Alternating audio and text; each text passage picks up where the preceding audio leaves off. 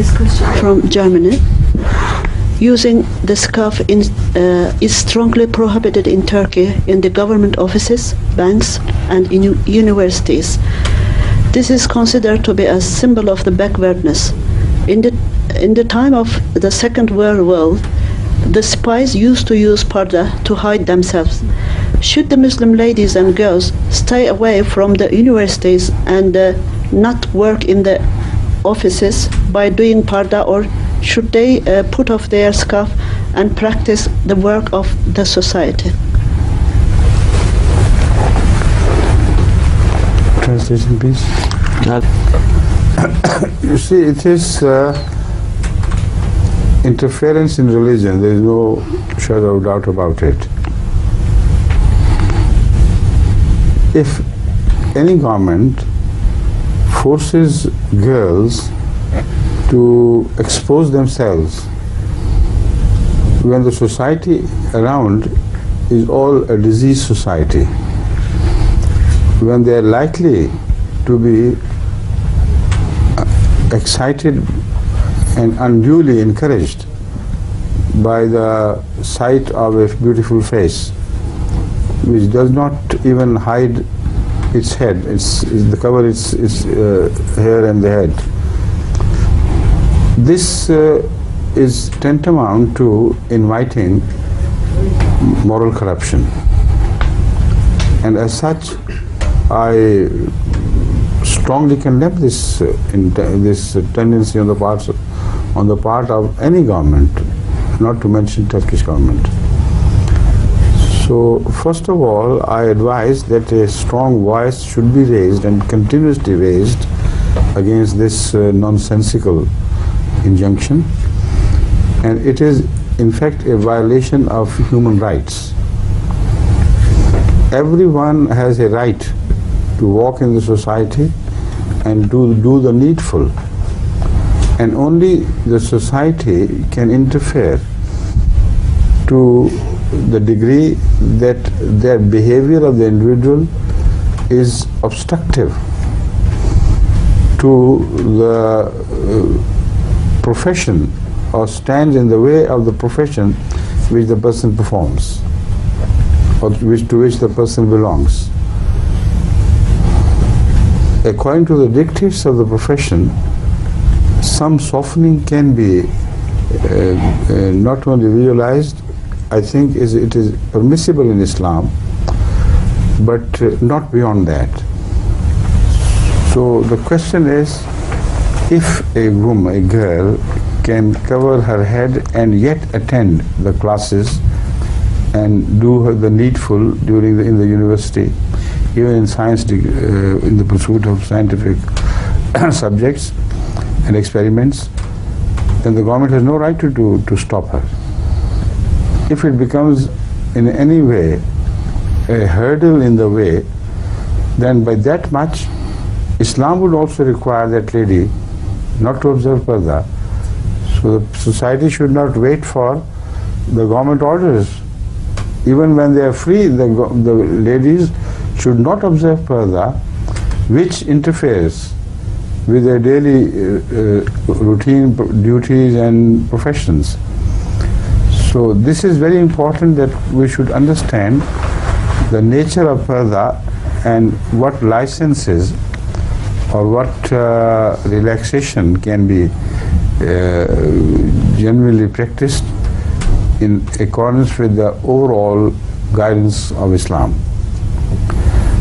We know that in the days of Hazrat Muhammad Rasulullah sallallahu alaihi wasallam, despite all the verses of parda, the society which was divided into different tiers was required to observe parda of a different type. It was not one universal parda which was imposed on the entire society. Ya Nisan Nabi, addressing the ladies of Muhammad Sallallahu Alaihi Wasallam's house, the parda which is mentioned is a much stronger and stricter parda than it is advised to ordinary ladies in Islam. Moreover, we know from traditions that they worked in the field. The poor section of the ladies performed all sorts of works in the society, and such works could not have been carried out with any strict observation of Parda. Even in the current Muslim societies all over the world, there is a difference of the nature and strictness of observation of Parda in different classes of ladies. In Pakistan and India, even in the older days when they were very strongly religious, the farmers' wives and daughters, etc., helped them work in the field, and they performed all sorts of works and tasks without wearing any burqa or any strong veil, or any strict veil.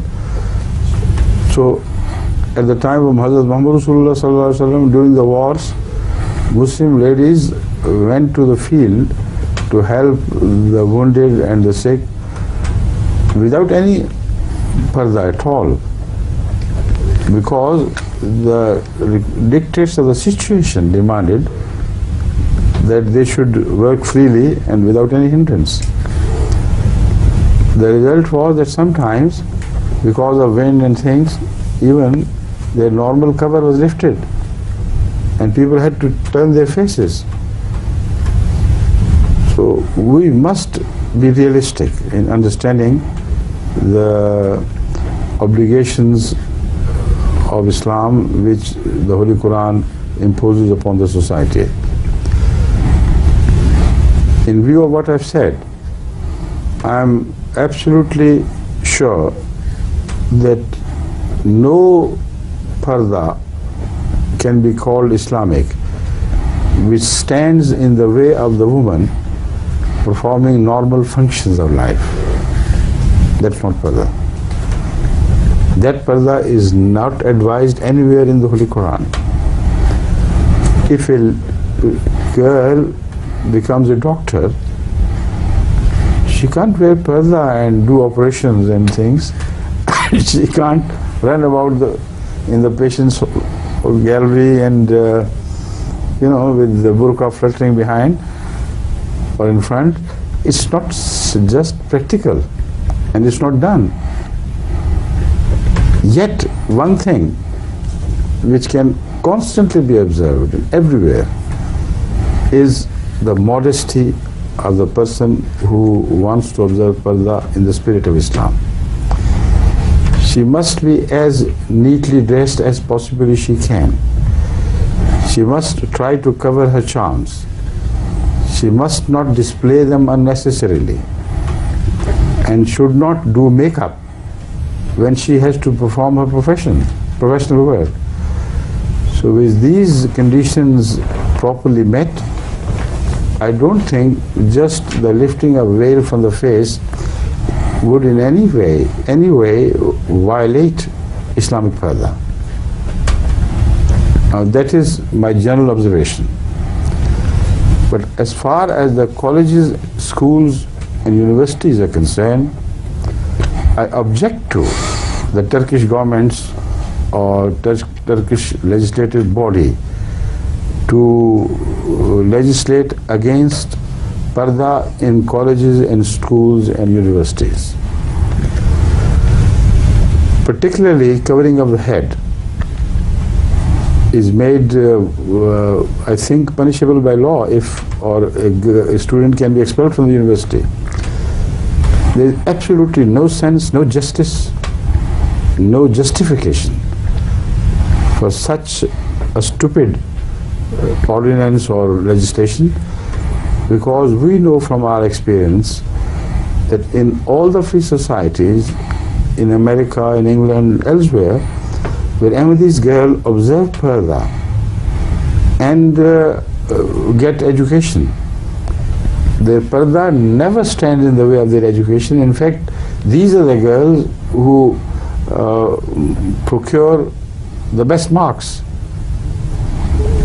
There is an Ahmadi girl from Multan, daughter of Ikramullah Sahib and Amatul Hay is the name of the mother. Huh? Yes, yes.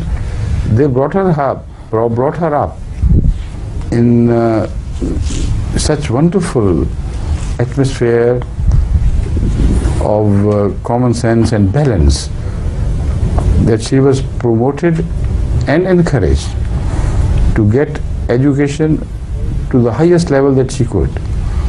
Yet she was also advised that she should observe all the requirements of Parda wherever she goes. And when I came over to England, she was still here, and she had already passed the doctorate from the University of Oxford and procured the highest mark. She had won gold medal, and she observed Parda. Parda, when I say Parda, I mean wearing burqa like this, like Aisha is doing. Her Parda was very similar to Aisha. And nowhere did the university hinder her resolution to continue to observe Parda and also to continue to get education. She attended classes, she attended laboratories, she went to all sorts of experimentations during all this. And it's an honor to her, an honor to the institution of Parda, that she got first class first and was a gold medalist at the University of Oxford. When the prize distribution ceremony came, that was a problematic moment for the university, but not for her. She said, "I'm not going to receive my medal from your king or whoever comes and shake hand with him. I can receive the medal without shaking hand." They said, "Yes, that will be done." She said, "I'll not eat with men sitting next to them." He said, "Oh," they said, "Okay." Come and we'll organize a separate dinner for you. So this also pays great tribute to the British society as well. Very courteous behavior, very understanding behavior, and very correct behavior on the part of the British society. Because they knew, as far as the requirements of education are concerned, this girl does not permit her Parda to stand in the way of the education. So they understood the limit to which they could go. As long as we do not see her Parda interfering with her task, we have no right to interfere. This is the most beautiful example of British correctness, when they choose to be correct. As compared to that, look at the Turkish legislation and government. They claim to be a Muslim government, and they violate the human rights in the name of Islam. You see, this is violation of human rights. This is why they did not commit it. They knew every student has a right, but we will not permit her to sacrifice the cause of education for any other sake. She said, "No, I will maintain both in a perfect balance." And that is exactly what she proved and demonstrated to the whole world.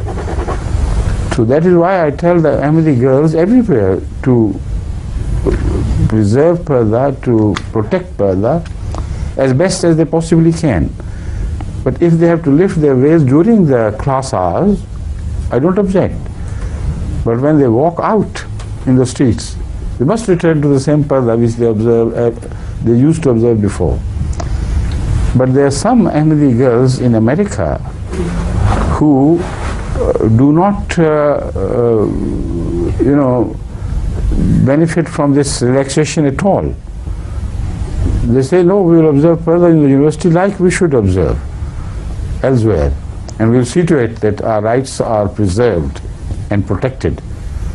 So one such girl wrote to me that she is doing it, but she is finding it really hard, because when she goes to the class, walks to the streets of university and roads, she finds people booing at her and making noises and chuckling and doing this and that, and even in the class she feels a bit awkward.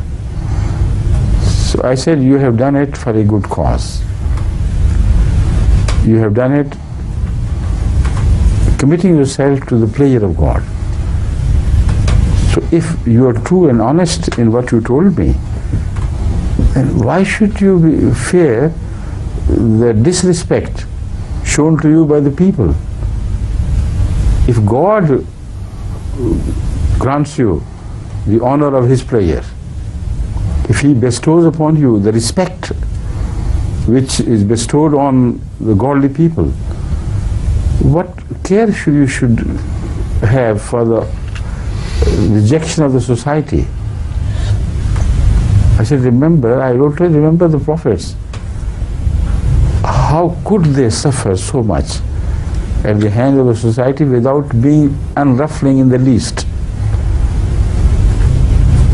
They remained steadfast and whole and strong, only because they knew Allah looked at them and Allah loved them, so they cared not for the hatred of mankind. So things to that effect. I don't remember exactly how much and to what and what far, but I wrote back to her, said, be steadfast, I'll pray and you pray for yourself and let's see. Within a matter of 2 weeks, I suppose, or maybe 3 weeks, I received a completely different letter from her. She said, I remain steadfast as you promised, as you advised, and I have seen a complete transformation in the attitude of the society. Even the most hooligan boys, notorious for the hooliganism, they respect me and bow to me out of respect. And nobody takes licenses. My teachers respect me. And if they're sitting, when I enter, they stand up. And one of the teachers told her that you have overwhelmed me with us, the society, with your dignity and honor and total lack of any complex. So from then on, it was just plain smooth sailing for her throughout her career. And the same thing is reported from everywhere else. From Switzerland, I remember a girl came to me who was pleading the case of her, in fact, abandoning the Parda because of the social pressures upon her from the university. But because she was the daughter of a pious parents, and she also respected religion, so she did not build the case as straightforwardly as she could have. She talked in a circumvent way, kept on building the atmosphere and said, what can I do? I said, do that. And she said, well, then what can I do, when everybody does this to me and does that to me, and how can I concentrate on my education and so on and so forth? I don't think it's possible. So I said, then don't go to university. This is the question, the last part of your question which I'm now answering. I said, if you can't do it, do not go to the university. Leave it. This was, in fact, the decisive thing in the whole discussion. She looked at her parents absolutely helplessly. And I said, if you can't suffer for a good cause, do not pursue that cause. If you have the courage and strength to suffer, then go ahead and do it. When she went back, because she loved to learn more, she decided to suffer. But the suffering was only short-lived, just temporary. It proved nothing when she went through it. And then next time they came, she was a completely different person. They came to meet me. She was laughing and relaxed and no problem whatsoever. It all depends on your attitude. So I think we must try to bear upon the Turkish government that they should be ashamed of this. Because when things happen of the same nature in France, in Germany, etc., then Turkish people protest as Muslims. And there are sometimes street riotings because of these protests. You know, and recently a law was passed about girls not permitted to cover their heads in the universities and schools. And violent protest was staged by the Muslim masses, the Turkish people being most prominent among them. The Turkish and these from the North Africa, Algerians. When I visited France and they told me of this, I said, this is not the right way of doing it. Better go to the court of law. Tell some students themselves to sue the government for interfering in their basic human right. The parents should not raise any question. The representatives of Islam should not raise the question of Islam being, in any way violated or insulted. What should they care for Islam when you don't care in your own countries? But one thing they do care for is human rights. So tell your girls to sue them in the court and say, why are we deprived of our fundamental right of covering our head if we so want? And also we have an urgency about it and a compulsion about it, because the society has gone wrong. Even we can't trust our teachers.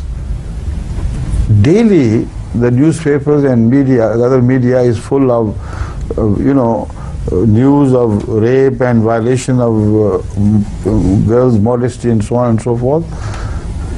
We must not permit them to think that we are available in the market. And they won the case. The French government had to withdraw those restrictions. So if in the free world, which is not Muslim, at least they have respect for fundamental human rights, why can't Turkey show at least that respect? And when they do such things in the name of Islam, they're committing a grave crime of blemishing the image of Islam. Right? Yet, at the same time, parda of that sort in the school is not something of such fundamental nature as girls must always make the choice, prefer not to go to the university if that is the sacrifice they have to offer. This is what I'm advising the Turkish girls. They must raise the protest, and those who do not want to submit to such false authority, they have a right not to be educated in Turkey. If they can possibly go out, they should go out and get educated in Germany or France or anywhere else. But at the same time, those who can't help this, I don't advise them not to be educated. While in the university, they should observe this, but cover themselves properly elsewhere, otherwise. And when they return to the normal society, they should immediately return to the normal course of wearing their heads and observing veil as much as they would wish to do. Right? Please.